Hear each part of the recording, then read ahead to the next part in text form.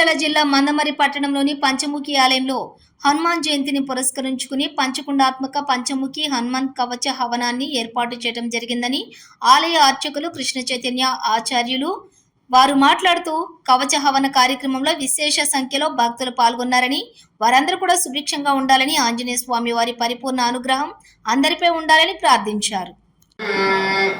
అక్షతలు గణపతి మీద వేసి నమస్కారం చేసుకోండి.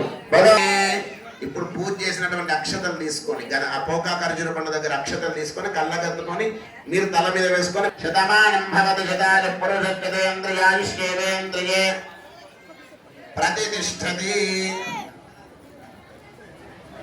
మళ్ళీ అక్షతలు తీసుకోండి. ఈ రోజున హనుమత్ జయంతి ఉత్సవాన్ని పురస్కరించుకొని మన ఆంజనేయ స్వామి ఆలయంలో పంచకుండాత్మక పంచముఖి హనుమత్ కవచ హవనాన్ని ఏర్పాటు చేయడం జరిగింది.